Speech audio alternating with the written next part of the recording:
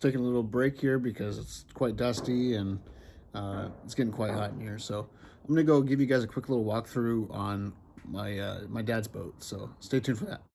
So I wanted to give you guys a little idea of why I chose Olympic for my boat restoration. Um, it's more of the Olympic brand itself that I'm more drawn towards because I grew up on Olympics. My dad's had one since I've been born. He has the same yearboat I do, 1989.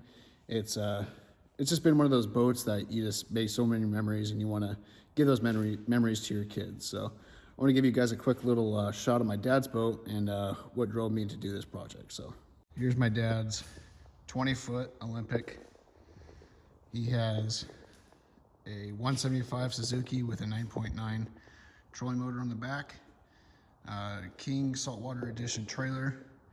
This is the reason I want to do King, because this boat trailer looks so cool in the dark with the lights lit up and stuff like that. So I've always liked King trailers, but since my dad got one, I've always wanted one now. So he put a little rack up on top for his rafts so he can tie up to a buoy and then go into shore, because he doesn't like to touch the shore with his boat. But it's a clean boat. Everything's original windshield wipers. Like, there's not a single thing that hasn't been kept nice. So it's got a little dirty sitting in the shop, but it's a pretty cool boat. It's pretty sweet.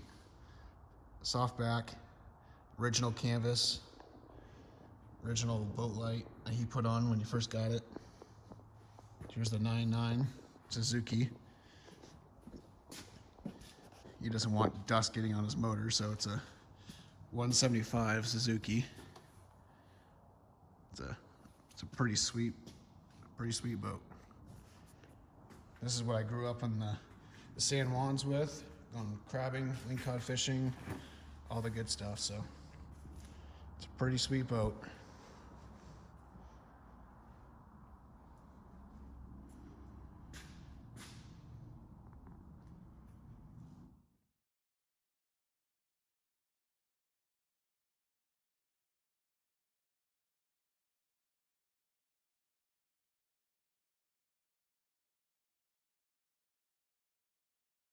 All right, so I got the transom pretty well grinded down.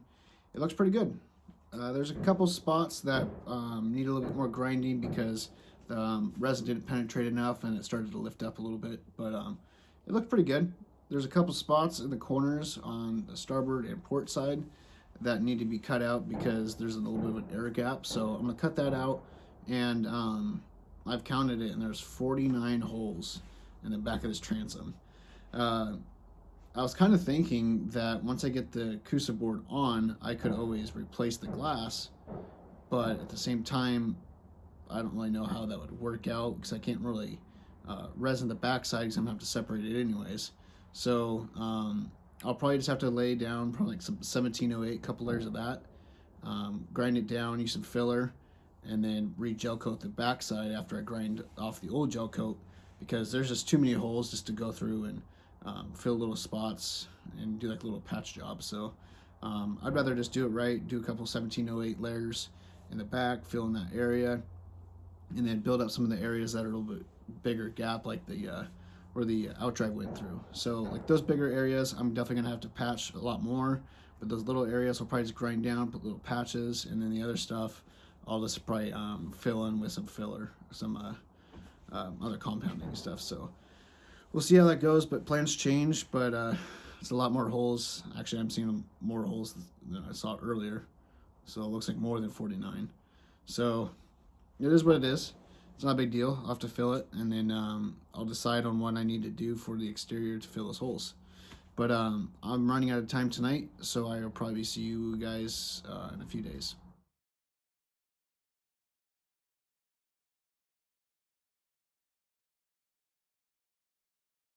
So I moved the boat out of the shop a little bit, and I started to grind away on the transom. I'm going to start tapering down on the bigger holes, anything bigger than like a 1/4 inch or something that's somewhat close. I'm going to start tapering that down so I can lay a couple layers of like the 1.5 ounce matting on the chop strand, so I can get it in there, build that up, and then probably like on the the 1/8 inch to like 1/4 inch holes, I'm just gonna use some like thickened resin and then go from there. So I'm gonna show you guys what I've been doing on the grinding down and also the hole for where the outdrive and the inboard was sitting. So let's do a quick little walkthrough and we'll go from there. So as you guys can see, there's a lot of different size holes throughout here. So here's like the self-bailing deck, the trim tabs, and then the bracket for the trim tab. So if you can see, they got like the silicone and stuff like that, and it's that's probably the smallest size or the biggest size I would go until I start to lay mat in. Like here, this is where the depth sounder was. But as far as like the little holes, 1/4 inch and less, I'm just gonna fill with thickened resin, and like the bigger stuff, I'm gonna taper that down and just make a big bevel down to a taper so I can build up layers until flush, or a little bit below just so I can lay some gel coat in there, but it's going to be tapered in to like a little bit of a pencil point all the way around and then get bigger as it goes out. So because that way I could lay glass in there and go bigger and bigger and bigger for each layer, and that will overlap and each one will adhere to the boat and not just adhering to the first layer. So that's the plan for that, and then let's start grinding away on the rest of the boat.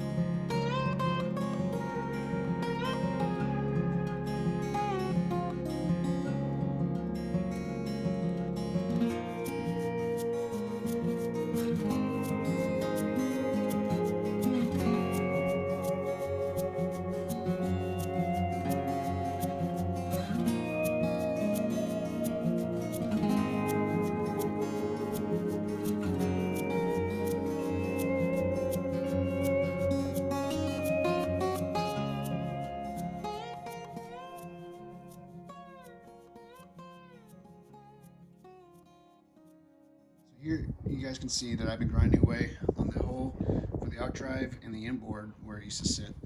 So this is the original thickness. It's probably a good 1/4 inch plus here with the glass and also the gel coat adding up here. So what I did here, grinded all the way down and I tapered it in. So it's thicker out here, and as it goes in, it's going to get thinner and thinner and thinner. So you can see it's pretty thin. So that way, when I have the Coosa board up against the back, all I have to do is just put layers of 1708. So probably first layer would probably be some chop strand matting just for adhesion, and then lay in some 1708 for structure, and layer that out until it's just about flush, just enough to give me a little bit of room so I can put some gel coat around it. So that's what I'm doing here.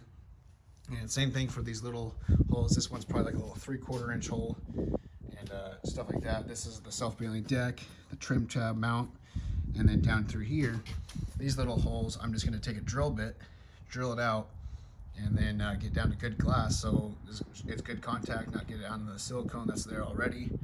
And then once I get that done, then I'll thicken up some resin, fill those holes, fill the tiny little stuff like that little pinhole type of stuff, and then the bigger stuff I'll just lay some matting in there. So but as far as this video, I'm probably gonna leave the rest of the grinding down for the next video because I have to go pick up my boys and then go home, spend some time with my wife and my kids, and then I will probably see you guys on the next video. So if you guys want to look forward to the next video, you guys can like and subscribe. That'd be great, and I will see you guys in the next video. Thanks, guys.